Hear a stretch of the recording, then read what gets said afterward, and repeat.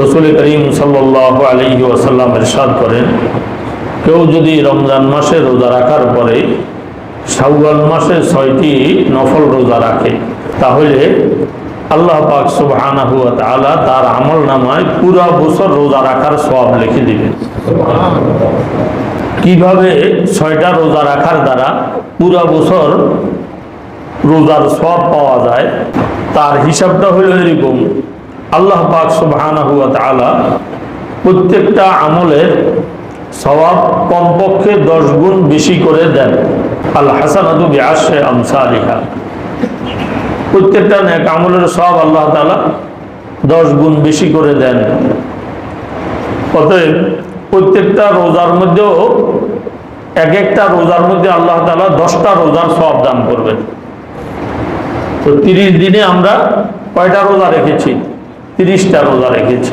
আর শাওয়ালে যদি 6টা রোজা রাখি, তাহলে আমাদের রোজার সংখ্যা হবে মোট কত? 36টা। প্রত্যেকটা রোজার বিনিময়ে আল্লাহ পাক সুবহানাহু ওয়া তাআলা 10টা রোজার সওয়াব দান করবেন।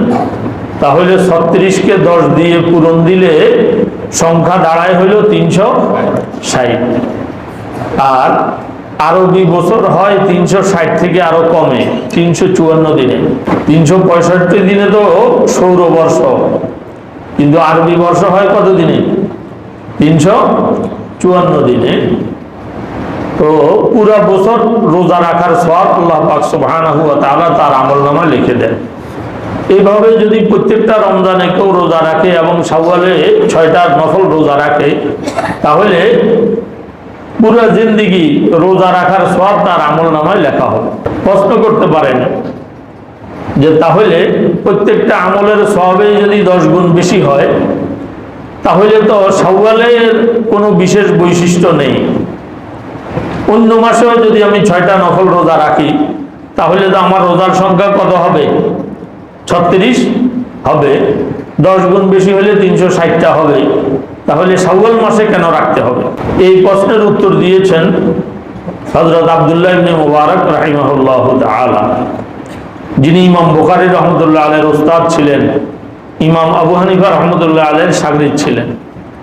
তিনি উত্তর দিয়েছেন যে শাওয়াল মাসের বিশেষ বৈশিষ্ট্য হলো, এই মাসে যদি 6টা নফল রোজা রাখে কেউ, তাহলে আল্লাহ পাক সুবহানাহু ওয়া তাআলা তাকে 360টা ফরজ রোজা রাখার সওয়াব দান করবে।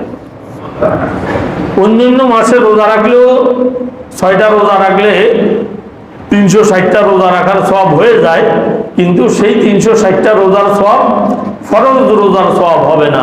আর শাওয়াল মাসে রাখলে এটা কি হবে? ফরজ রোজার সওয়াব হবে। এই জন্য আমরা এই আমলটার প্রতি বিশেষভাবে যত্নবান হই। এই রোজা শাওয়ালের প্রথম তারিখ বাদে, অর্থাৎ ঈদুল ফিতরের পরের দিন থেকে রাখা যায়, দ্বিতীয় দিন থেকেই রাখা যায়। লাগাতার রাখতে পারলে ভালো, দ্বিতীয় দিন থেকে। আর নতুবা ভেঙ্গে ভেঙ্গেও যদি 6টা পুরা করা হয় পুরা মাসে, তাহলেও ইনশাআল্লাহ এই সওয়াব পাওয়া যাবে। আল্লাহ পাক সুবহানাহু ওয়া তাআলা আমাদের সকলকে শাওয়ালের 6টা রোজা রাখার তৌফিক দান করুন।